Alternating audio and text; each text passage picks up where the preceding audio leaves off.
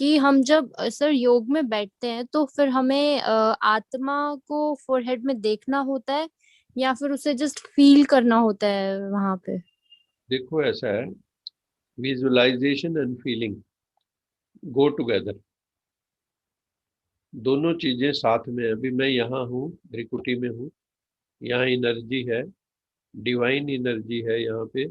ये मुख से बोल रही है, आंखों से देख रही है। तो उस एनर्जी को यहाँ देखो कि जब तक हम लोग किसी चीज को वहां जाके फील नहीं करते हैं ना, तब तक एक्सपीरियंस नहीं होता है। और यहाँ जब अभी हमारी एनर्जी बिखरी हुई है, चारों तरफ बिखरी है। जैसे हम लोग उदाहरण भी देते हैं कि लेंस के द्वारा हम उसको फोकस कर लें तो वो जलाने की शक्ति आ जाती है। ऐसे बाबा भी कहते हैं, बच्चे अपनी कंसंट्रेशन पावर डेवलप करो।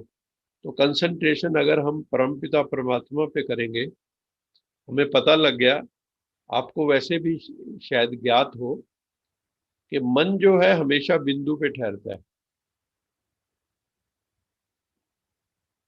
आप किसी के फेस को पूरे को नहीं देख सकते।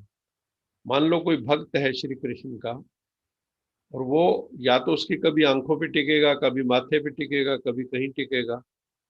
लेकिन आंख की अगर उसको कहे ना, पुतली बिंदु जो है बीच में, कोर्निया जो भी है, उसके ऊपर केंद्रित करना है तो कर सकेगा, लेकिन सारे फेस पे एकाग्र नहीं कर सकते आप। क्योंकि मन खुद एक बिंदु है, पॉइंट है। तो पॉइंट पॉइंट पे ही एकाग्र हो सकता है। तो जब आप, हमें तो परमात्म बिंदु मिला हुआ है, तो शिव बिंदु पे हम जब एकाग्र करते हैं मन को, विद ऑल हिज क्वालिटीज, उसके गुणों के सहित, तो धीरे धीरे जो है, हम भी आत्म बिंदु है, वो परमात्म बिंदु है। हमें सिर्फ ज्ञान हो गया इस बात का कि ये बिंदु है। तो हम जब भी सोचेंगे तो हमारी बुद्धि में क्या आएगा? वही आएगा ना।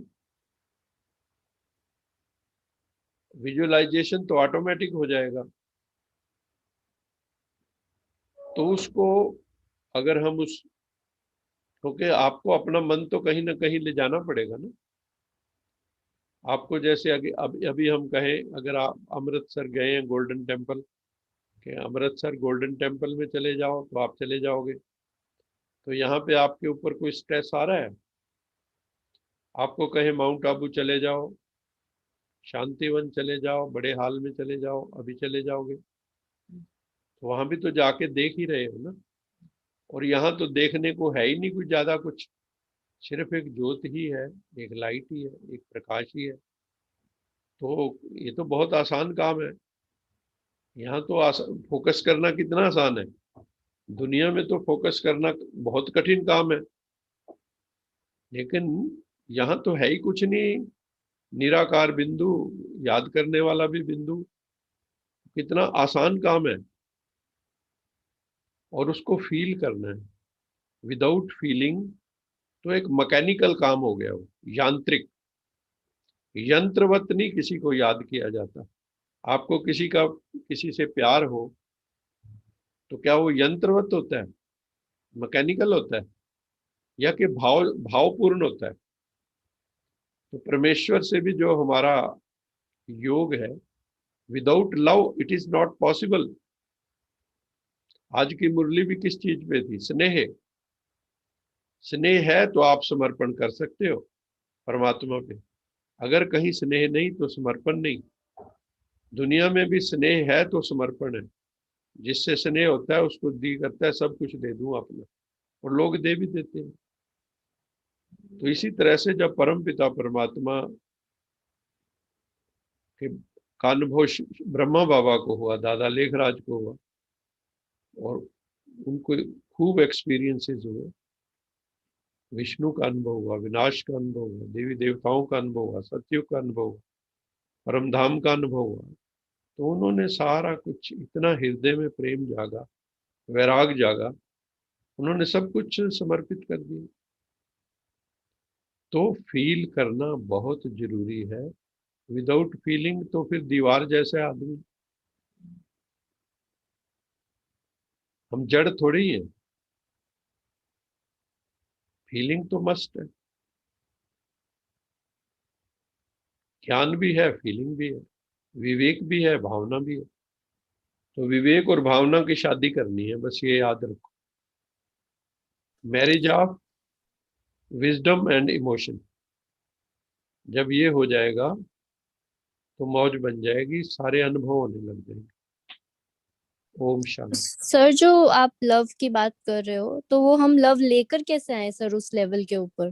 जैसे आपने कहा कि स्नेह है तो ही समर्पण है, लेकिन तो सर स्नेह की भी तो इंटेंसिटी होगी ना। अगर हाई इंटेंसिटी वाला स्नेह होगा तो वो सर हम डेवलप कैसे करें? जहां से आपको कोई भी प्राप्ति होती है ना, उससे स्नेह ऑटोमेटिकली होने लगता है। जब आप मेडिटेशन में बार बार बैठेंगे और आपके अंदर सुकून उतरना शुरू होगा, आप दुनिया में भी किससे स्नेह करते हैं? जो आपको कुछ देता है, कोई गिफ्ट दे दे आपको, आपको प्रेम, प्रेम नहीं के और कुछ कह लो, यहाँ कोई चीज दे दे, क्योंकि प्रेम तो समझना आसान है। दुनिया में भी तो अगर आपसे कोई मुस्कुरा के बात करता है, आपके दिल की बात करता है, आप जैसा हो के बात करता है, स्नेह किससे होता है? जो समान होते हैं दुनिया दुनिया की दृष्टि से। लेकिन यहाँ पे क्या है कि हमारे हृदय में ऐसा नहीं है कि हम प्रेम शून्य हैं। क्या हम प्रेम शून्य आत्माएं हैं? लेकिन धीरे धीरे प्यार बढ़ेगा जब पवित्रता अंदर बढ़ती जाएगी। अभी हमारा प्रेम भी जो है वो पूर्ण नहीं है। एक तो अनुभव नहीं है, मतलब प्राप्ति नहीं है अनुभव की। तो जब ये सारी चीजें मिलती हैं तो हृदय में प्रेम जागृत हो जाता है। कई बार आपने देखा होगा, कोई गीत ऐसा लगता है, आपकी आंखों से आंसू शुरू हो जाते हैं। क्यों हो गए शुरू आंसू? क्यों? आपके भाव को उस गीत ने जगा दिया। वो गीत आपके हृदय के, मतलब आपकी ही फीलिंग्स थी जो उस गीत के द्वारा अभिव्यक्त हो गई। होता है नहीं होता? बाबा ने क्यों इतने गीत बनवाए कि कई बार गीत सुन के भी भाव जागते हैं, और कई बार जो गीत लिखे हैं जिन्होंने, उनके भी भाव जागे हैं, इसलिए गीत लिखे। ठीक है ना? तो प्रेम शून्य हम नहीं है। जितनी जितनी प्योरिटी बढ़ेगी, जितना जितना हमारा मेडिटेशन बढ़ेगा, मेडिटेशन से लव बढ़ेगा, लव से मेडिटेशन बनेगा। दे आर इंटरडिपेंडेंट, अन्य अन्य आश्रित है, एक दूसरे पर निर्भर है। प्रेम बढ़ने से योग बढ़ेगा, योग बढ़ने से प्रेम बढ़ेगा, योग बढ़ने से पवित्रता बढ़ेगी, पवित्रता बढ़ने से योग बढ़ेगा। ये समझ समझ में आई? हाँ ये जी सर। वर्चुअस साइकिल है, ये वर्चुअस साइकिल। जैसे विशियस साइकिल होता है, ये वर्चुअस साइकिल है। तो जितना हमारा प्रेम बढ़ेगा उतना योग बढ़ेगा, जितना योग बढ़ेगा उतना प्रेम बढ़ेगा। तो इस तरह से ये एक दूसरे पर डिपेंडेंट है। और भक्ति मार्ग में हमने प्रेम के द्वारा ही सारी, जो परमात्मा को पाया या अनुभव किए या साक्षात्कार किए हुए। बाबा मुरलियों में भी क्या कहता है कि दिल का प्यार, दिमाग का प्यार नहीं कभी करता। तो हम लोग जो ज्यादा कई दिमागी हो जाते हैं ना, उनको प्रेम की प्रॉब्लम हो जाती है। समझ में आ रही? जो ज्यादा ज्ञानी हो जाते हैं, कई बार उनका प्रेम शुष्क होने लगता है। लेकिन इसलिए मैंने कहा था, विवेक और भावना दोनों को साथ लेके चलना है। एक से कल्याण नहीं होगा। बाबा ने जब मुझे बाबा मिले थे तो बाबा ने मुझे ये कहा था, तुम स्नेही तो हो ही, लेकिन शक्ति स्वरूप बनना है। समझ में आई? अव्यक्त बाप दादा ने क्या कहा था कि स्नेह तो है, लेकिन साथ में शक्ति को भी ऐड करना है।